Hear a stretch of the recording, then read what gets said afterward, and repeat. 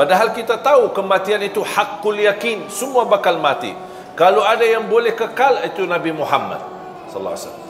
Karena di saat sakaratul maut Allah tawarkan melalui malaikatul maut, mau kekal di dunia atau mau ambil wafat, pilih yang mana? Rasulullah SAW, karena sudah selesai tugasnya, sudah selesai dakwahnya, sudah sempurnakan agamanya, dia tidak mau milih hidup, malah dia justru berkata, Ar-Rafiq al-A'la, Ar-Rafiq al-A'la, saya ingin bertemu Allah. Sudah buat apa lagi saya hidup di dunia ini?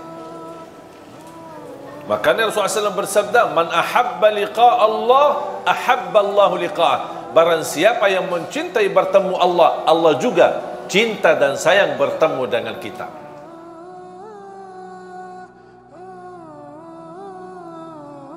Dunia ini menurut saya, dengan adanya kematian, menghilangkan semua impian-impian duniawi kita.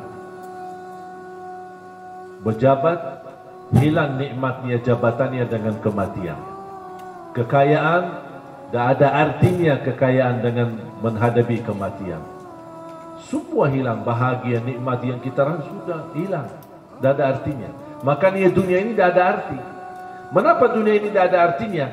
Karena diakhiri dengan kematian. Makanya kata ulama, apa arti daripada hidup yang ujungnya mati? Apa arti hidup yang ujungnya mati?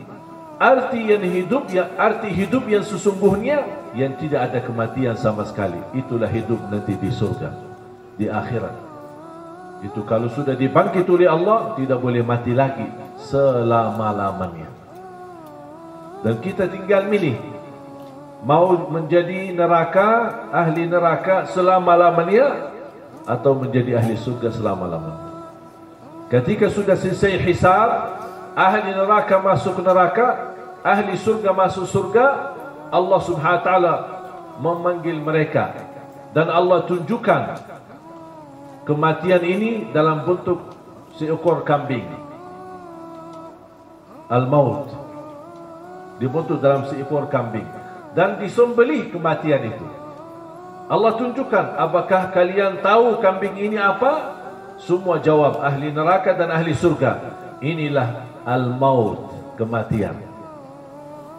Kata Allah, disembelih kematian itu. Kematian disembelih. Berarti kematian mati. Kematian sendiri mati.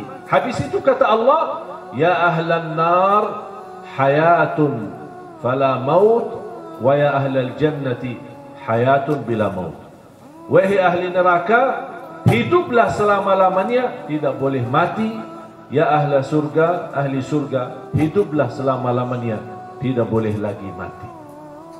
Makanya jemaah sekalian, hidup kita yang sementara di dunia ini, manfaatkan, nikmatilah untuk menuju kehidupan yang lebih lama, yang lebih panjang, yang insyaAllah bahagia, selamat dunia dan akhirat.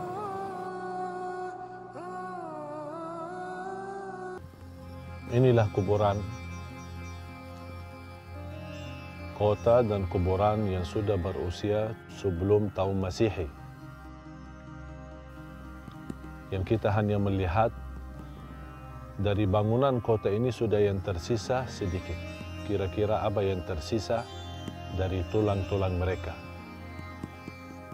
Usia kita dikubur nanti lebih panjang daripada usia kita di dunia.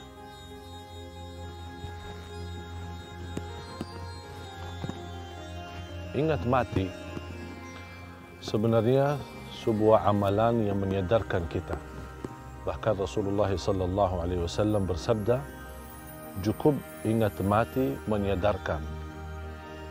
Allah Subhanahu wa taala berfirman, A'udzu billahi minasy syaithanir rajim.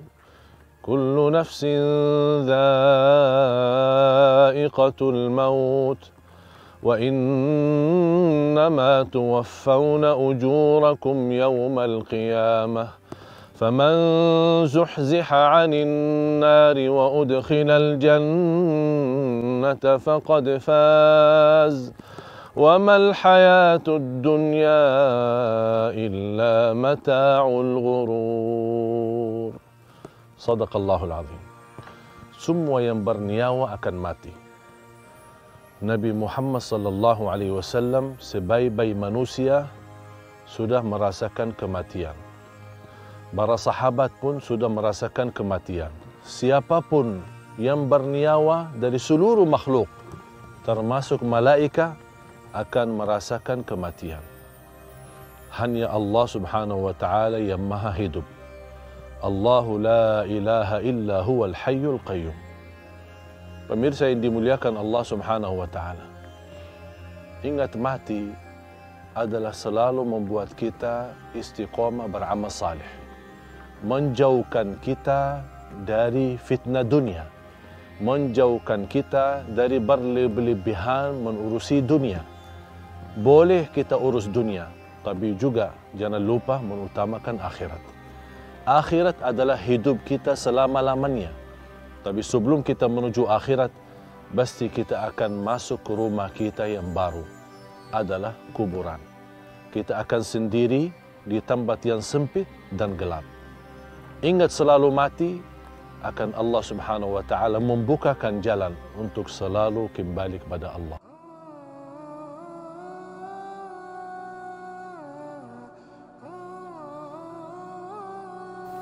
Dan kematian kita cuma sekali.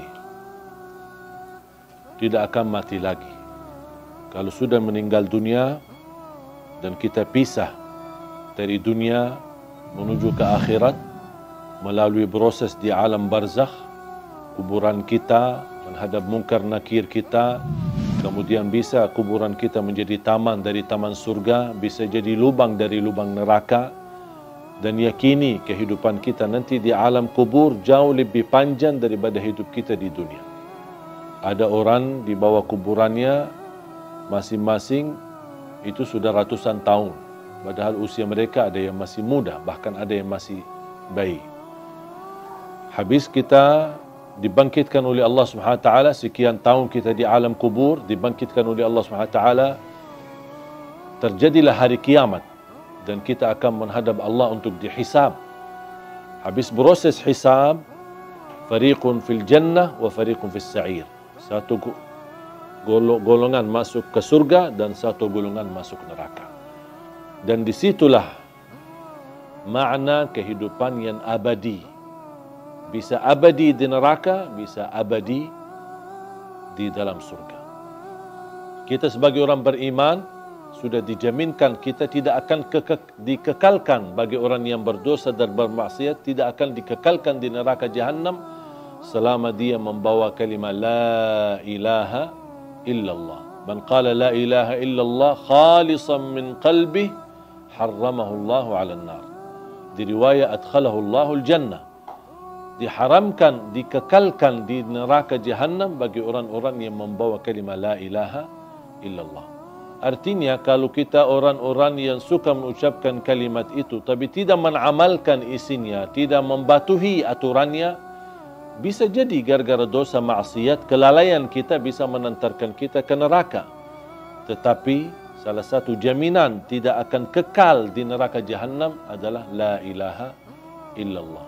Dan mohon maaf, siapa yang mau sebelum ke surga mampir ke neraka dulu? Kira-kira siapa yang berkenan? Kalau memang kita tidak mau mampir ke neraka dulu, jangan anda mengucapkan kalimat la ilaha illallah saja, tapi anda menjadi hamba yang batuhi dan taati. Jadikan hidup di dunia ini adalah surga kita di dunia dengan kalimat la ilaha illallah. Itulah dengan kalimat la ilaha illallah, dengan kita mempunyai syarat-syaratnya, mengamalkan isinya, membatuhi dan mengikuti aturannya, kita akan diselamatkan oleh Allah SWT dan akan kita bahagia dalam kehidupan kita di dunia yang sementara dan juga akan bahagia selama-lamanya nanti di akhirat. Jangan sampai dunia ini yang hidupnya sementara melalaikan daripada kehidupan yang abadi. Banyak orang masih memilih kehidupan enak, tapi nanti di akhirat sengsara. Jadikan hidupan di dunia ini, walaupun anda hadapi susah, tantangan, tak apa-apa. Semua bakal berlalu. Dan segala sesuatu di dunia ini, biarpun yang paling enak kita dapat. Anggaplah kita kaya, orang yang paling kaya raya.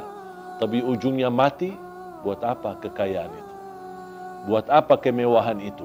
Buat apa keindahan itu? Kalau saya akan nanti tinggalkan, akan menuju kepada kehidupan yang abadi. Makanya harus kita fikir cerdas untuk memperjuangkan kehidupan yang abadi, yang insya Allah akan kita menjadi orang yang kekal di dalam surga Allah Subhanahu wa taala. Insya Allah tanpa mampir ke neraka. Amin.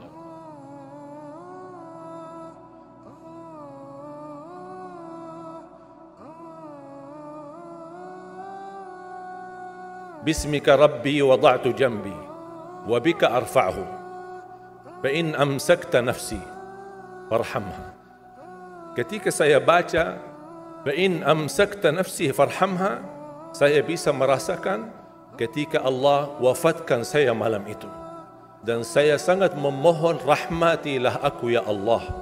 Ketika saya sendirian saat dimandikan, saat saya sendirian saat saya dikuburkan, saya sendirian saat disalati, saya sendirian saat dihisab, saya sendirian saat menghadapi munkar nakir, saya sendirian saat mereka mengucapkan man rabbuka, ma dinuka, man nabiyuka. Kalau bukan rahmatmu ya Allah, saya tidak akan bisa apa-apa.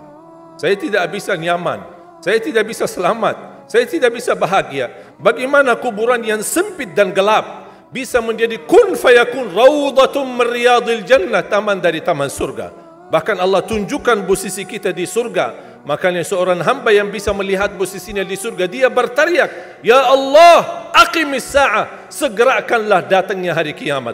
Sebaliknya orang-orang yang na'udzubillah, ketika disempitkan kuburannya, bertambah gelap, bertambah hitam, belum lagi turun azab, ditunjukkan posisinya di neraka di sampingnya, dan dia berteriak, ya Allah, la tuqimis sa'ah, janganlah terjadi hari kiamat. Sudah aku disiksa di sini, sudah cukup, apalagi akan disiksa nanti di hari kiamat.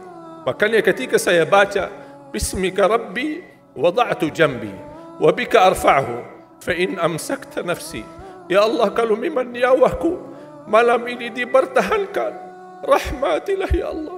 Karena prosesnya panjang. Ketika Uthman bin Affan disebutkan surga dan neraka, tidak pernah nangis. Tapi ketika dibahas kuburan, 3 malam tidak bisa tidur. Kata beliau, Al-qabru awwalu manazilil akhirah. Kuburan itu langkah awal ke akhirat. Kalau itu lulus, lancar, bahagia, selamat, insya-Allah lebihnya aman dan sambil menuju ke surga. Tapi kalau kuburannya menderita, menjadi tersiksa, menjadi pahit dan tidak bisa nyaman, tidak akan bisa nyaman lebihnya dan selanjutnya, na'udzubillah min zalik. Wa in arsaltaha ya Allah, kalau memang kami di malam ini masih ditetapkan, masih punya umur dan dilepaskan nyawa kami, kami masih diizinkan untuk beraktivitas dan beribadah, mendekatkan diri kami kepadamu ya Allah. Kita ingat, fahfadha, jagalah dirimu, karena kami takut juga mengulangi dosa. Kami takut lagi mengulangi kesalahan. Kami takut menjadi orang yang suka selalu masbuk atau ketiduran dari salat. Kami suka terlalu banyak kelemahan dan kebodohan kami. Kami tidak mau ya Allah. Jagalah diri kami sebagaimana terjaga dirinya hamba-hamba yang salih. Wallahi jamaah sekalian, saya usulkan kalau bisa hafal doa ini, karena sangat indah, hayati maknanya, dalami isinya, agar kita tidur dan kita merasakan tergantung diri kita dengan rahmat Allah Subhanahu wa taala. Kalau memang mati malam itu, kita insya Allah dirahmati Allah. Kalau kita masih punya umur, mudah-mudahan kita terjaga untuk bisa menjadi sebagaimana hamba-hamba yang salih. Jamaah sekalian, kematian itu jauh lebih dekat daripada titik nafas kita setiap hari. Bahagialah seorang yang bisa sisahkan amalannya, yang bisa membuka buku amalannya walaupun dia mati, tapi terus disalurkan pahala. Sedekah jariahnya tidak terputus.